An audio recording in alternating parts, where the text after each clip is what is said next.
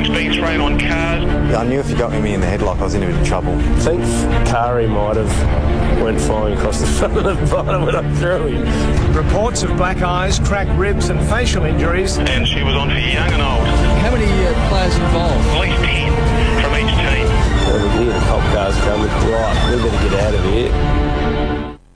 I was still living in Adelaide when this happened, Duck, and it spread bristle like wildfire through the whole state that the Ramsgate Hotel had erupted after the great Mark Rasciuto, or as we call him, Rasciut, just invited a couple of real smart-ass Port Adelaide nipsies out into the car park. What, did they happen to be there together, Western just coincidentally? style. Well, this is what we need to get to the bottom of, because the thing's taken on mythical proportions, and now we don't know what's actually true and what isn't. So, And what is it, the 20th anniversary, isn't it? 15th anniversary of the Ramsgate. Of course, the showdown coming up, which will be massive. Two undefeated teams, first and second, playing in the biggest game of footy over in Adelaide every year. So we'll get the former skipper, now director, 8-time All-Australian, and one of Triple M's finest, Mark Rasciuto, on the line. Rasciut? Bloody good leadership by a captain, isn't it? Take them all into a fight in the pub. Now, we need to get to the bottom of the timeline here. This was post-match, yeah? Yeah, it was. It was the day after, actually, and Port had been had the edge on us for a while, and we went down to Henley Square, which is quite a good area of Adelaide, to celebrate Simon Goodwin's 100th game. And Had you won, Roo? Did you win? Pardon? Did you guys win the day before? No, we'd lost another one, and yeah, they were getting on top of us a little bit. So we went to celebrate Goody's 100th game down there, and it was a bit of a long Sunday afternoon. We're down at a restaurant, and we'd run out of booze, so we sent one of the blokes, Benny Nelson, over to the Ramsgate bottle shop to get a few more bottles of wine, and he come back and he said, "The Port boys are over at the Ramsgate," and someone said, "Oh, he probably should better go over there." Roo, just hold that phone a bit better. You've just gone offline a bit. Oh, is that all right? Or That's better now. all right, I won't move. Yeah. So they went over to the bottle shop and come back and said, "Oh, the Port boys are over there." And someone said, "Oh, we should go over there." And I said, "Well, if we go over there, make sure you don't back out." So we went over there, and we were half scunned by this stage. Obviously, we weren't thinking straight, and one thing led to another, and next thing, instead of 300 people being inside the Ramsgate, there was 300 people outside the Ramsgate, and there'd been a bit of shenanigans go on. Roo, now I know you just said your instructions going over there was no one back out. I want to know, did anyone back out when they got over there? Were any of the boys sort of getting over talking a big game, and then when they got there sort of maybe hid? Well, there was reports of someone hiding under a table. There was reports of someone hiding in the rose garden across the road.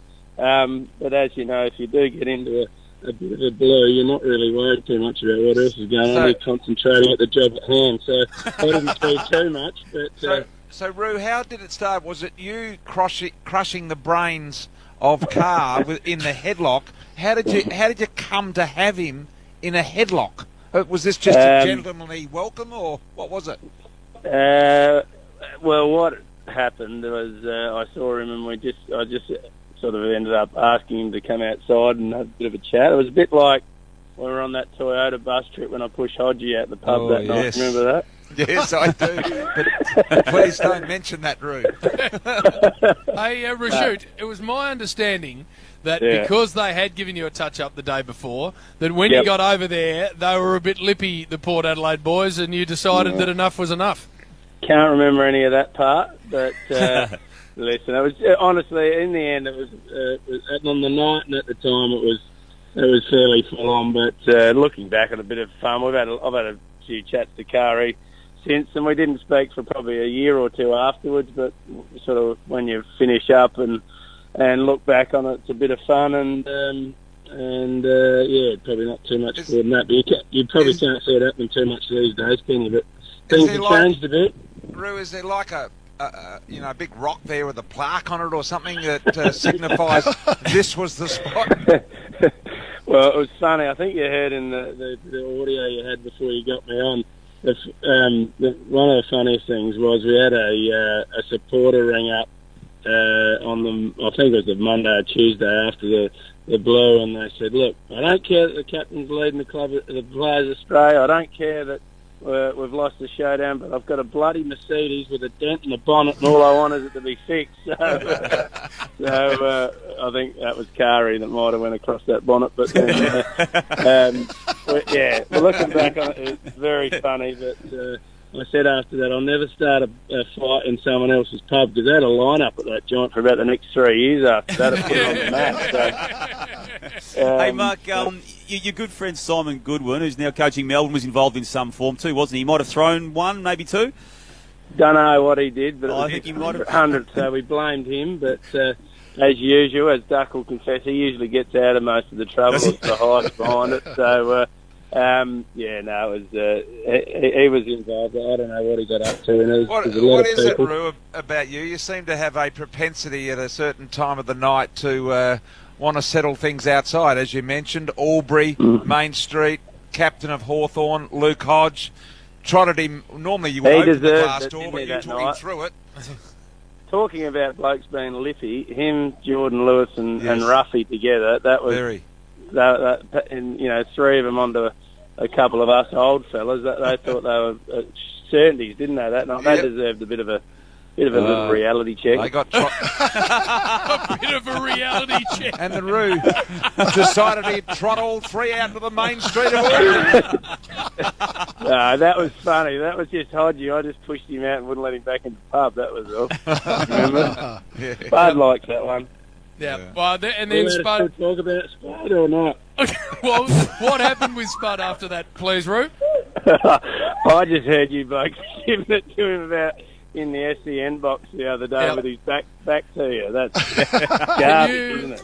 Can you believe that, Roo? After 10 years of being with us or more, the first night he had his back turned and wouldn't look at the blokes who'd put him on the map. Was it a little bit similar when BT might have went it to the old man station and you blokes giving it to him for a while? I got a text message off Spud during the week saying, "Oh, you blokes have been having a dash at me."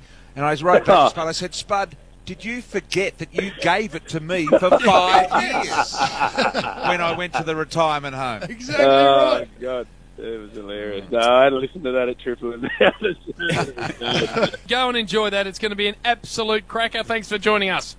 Good on you, boys. Have a good day. The Brecky Show over there, by the way, absolutely flying. Dittmar and Rashudo having to do all of the heavy lifting because Dittmar's just getting fatter. Could you imagine what it was like, when word got out in the car park at the Ramsgate, the crowd that would have milled around schoolyard style when, you're going to have a fight at recess? It would have been just hilarious. I'm not being serious, Bristol. I was living I had 10 people ring me about it within 10 minutes. Yeah. It just went like wildfire through the whole state.